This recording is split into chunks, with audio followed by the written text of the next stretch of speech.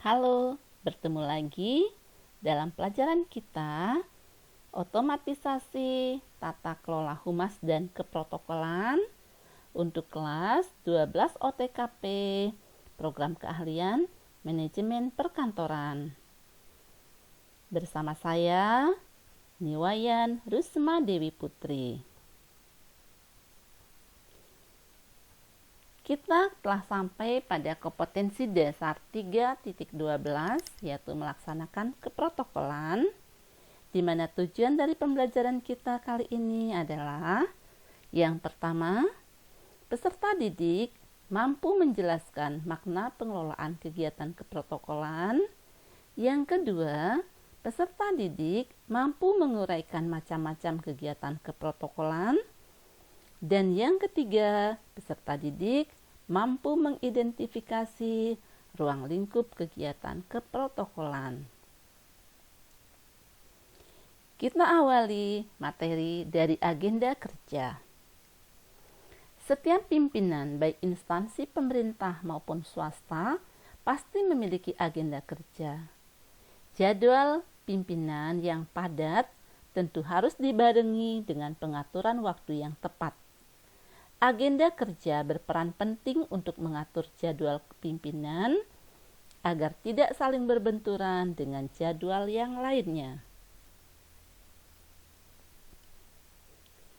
Menyusun agenda kegiatan keprotokolan pimpinan merupakan tugas rutin seorang sekretaris.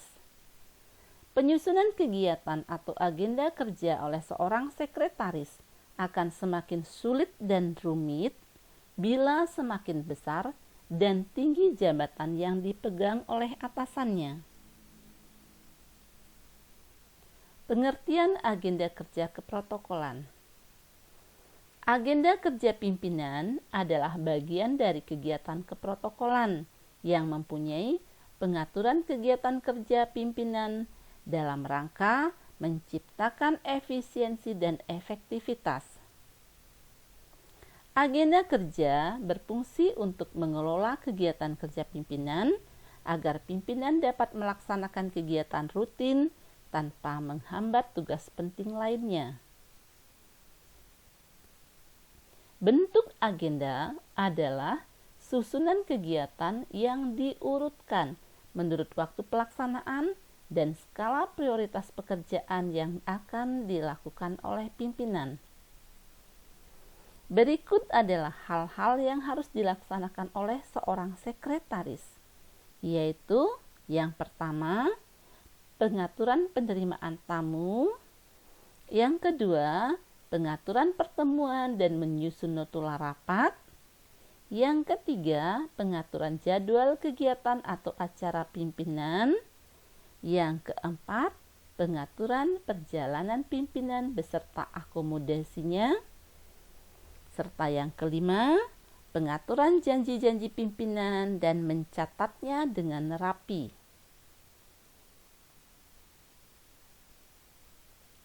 Hal yang harus diperhatikan sekretaris dalam mengelola kegiatan atau agenda kerja keprotokolan pimpinan yaitu: pertama, mencatat semua appointment atau janji yang dibuat pimpinan. Kedua, memeriksa appointment secara teliti dengan memperhatikan urutan waktu dan skala prioritas. Yang ketiga, melaksanakan konfirmasi dengan pimpinan terkait appointment yang masuk ke agenda kerja pimpinan. Apakah pimpinan bersedia atau tidak? Kemudian, mencatat appointment dengan detail dan lengkap. Dan selanjutnya memperhatikan dan membedakan kegiatan pimpinan di dalam dan di luar kantor. Serta menempatkan jeda waktu antara kegiatan yang satu dengan kegiatan yang lainnya, agar tidak sampai kegiatan yang satu belum selesai, tapi kegiatan yang lain sudah menunggu, sehingga menyebabkan pimpinan terburu-buru, bahkan kemungkinan bisa terlambat menghadiri acara tersebut. Jadi, selalu tempatkan jeda waktu antara kegiatan yang satu dengan yang lainnya. Ada dua macam kegiatan atau agenda kerja pimpinan, yaitu yang pertama, jadwal kerja pimpinan. Yang kedua, jadwal perjalanan dinas pimpinan atau jadwal perjalanan bisnis pimpinan. Jadwal kerja pimpinan memuat kegiatan secara keseluruhan atau umum dan khusus yang memiliki kepentingan penyelesaian pekerjaan manajemen pimpinan. Sumbernya bisa berupa dari penerimaan tamu yang terekam dalam buku tamu, bisa juga bersumber dari pesan penerimaan telepon, bisa juga dari surat permohonan kunjungan atau janji temu, dan bisa juga bersumber dari program kerja pimpinan. Sedangkan jadwal perjalanan dinas atau bisnis pimpinan, suatu jadwal kegiatan kerja yang memuat rincian kegiatan yang dilakukan di luar kota dan di luar negeri. Jadwal ini dibuat khusus untuk memberi pengaturan waktu sebagai pedoman pelaksanaan perjalanan dinas ataupun bisnis pimpinan. Sistematika penyusunan kegiatan atau agenda kerja keprotokolan pimpinan. Pertama, pembuatan deadline and reminder, yaitu catatan pesan secara umum dibuat menurut bulan, tanggal, dan jam, serta isinya berdasarkan data dari buku tamu, buku janji temu, surat janji temu, dan pesan telepon yang berkaitan dengan kegiatan kerja pimpinan. Yang kedua, pembuatan jadwal kerja pimpinan, yaitu menyusun rincian kerja yang terjadwal yang berlangsung di kantor dan di dalam kota, serta dibuat berdasarkan deadline and reminder. Yang ketiga, pembuatan jadwal perjalanan dinas pimpinan, yaitu penyusunan daftar kegiatan yang dilakukan pimpinan di luar kota dan luar negeri berdasarkan deadline and reminder. Teknik pemanfaatan dan penggunaan waktu. Hal yang paling utama dalam mengatur semua kegiatan seorang pimpinan adalah memanfaatkan waktu seefektif dan seefisien mungkin. Sekretaris harus selalu melakukan koordinasi dan konfirmasi dengan pihak yang berhubungan dengan pimpinan. Kesalahan dalam menentukan waktu kegiatan sehingga salah dalam mengatur jadwal pimpinan, hal ini dapat berakibat fatal. Seorang sekretaris dalam melaksanakan pekerjaannya harus menerapkan fungsi-fungsi sebagai berikut. Yang pertama, fungsi perencanaan. Yang kedua, fungsi pengorganisasian. Yang ketiga, pengkoordinasian. Dan yang keempat, pengawasan. Perencanaan itu meliputi perencanaan jangka pendek, perencanaan jangka menengah, dan perencanaan jangka panjang. Perencanaan kerja pimpinan yang baik harus meliputi, pertama, harus jelas dan masuk akal. Jadi perencanaan kerja pimpinan harus dibuat sesuai dengan job description pimpinan. Perencanaan pimpinan juga harus bersifat sederhana, artinya sesuai dengan kemampuan dan kesibukan dari pimpinan. Perencanaan juga harus luas, dapat diubah sesuai dengan situasi dan kondisi. Harus mencakup kegiatan yang menyeluruh dan berkesinambungan atau terus-menerus, tidak berhenti pada satu kegiatan tetapi berkesinambungan terus-menerus. Pengorganisasian adalah suatu kegiatan mengidentifikasi, menganalisa, mengelompokkan pekerjaan, menentukan pekerjaan bagi setiap pegawai.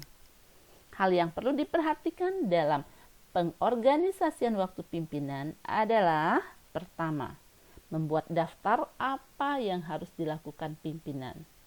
Kemudian, menetapkan lama waktu yang dibutuhkan untuk menyelesaikan suatu pekerjaan.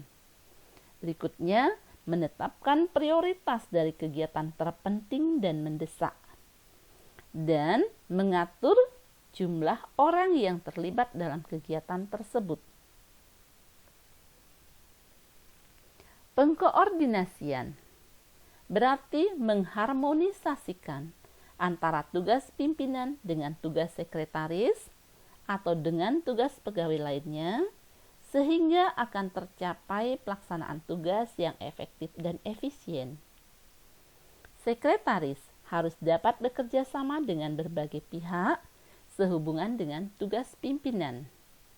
Contohnya, saat akan diadakan rapat, sekretaris harus mengkoordinasikan terlebih dahulu kepada pimpinan mengenai waktu pertemuan, bahan apa yang perlu disiapkan, dan siapa-siapa peserta rapat yang akan diundang untuk hadir dalam kegiatan tersebut. Pengawasan. Pengawasan berarti melihat apakah jadwal kegiatan pimpinan yang direncanakan sudah sesuai dengan apa yang telah dilaksanakan. Pengawasan juga bisa untuk mengoreksi jadwal kegiatan pimpinan yang tidak sesuai dengan rencana, juga melihat ketepatan waktu dan kualitas pekerjaan. Prosedur pengajuan surat permohonan. Jika ada pihak yang memerlukan kehadiran pimpinan, maka jauh sebelum pelaksanaan acara harus mengirimkan surat permohonan kepada pimpinan yang isinya harus memuat 1. Jenis kegiatan yang akan dilaksanakan, 2. Waktu dan tempat di mana kegiatan itu akan dilaksanakan, dan yang ketiga, kedudukan pimpinan dalam acara tersebut. Hal yang perlu diperhatikan sekretaris dalam mengatur jadwal acara kegiatan pimpinan adalah menerima dan menghimpun surat, menyusun jadwal acara kegiatan pimpinan, menjawabkan setiap pertanyaan yang menyangkut acara kegiatan pimpinan, mengingatkan acara kegiatan pimpinan, dan selalu mengikuti kemungkinan terhadap perubahan acara kegiatan pimpinan. Demikianlah pelajaran kita kali ini, anak-anak. Tetap semangat belajar, jaga kesehatan, dan ikuti anjuran pemerintah untuk memutus penularan COVID-19.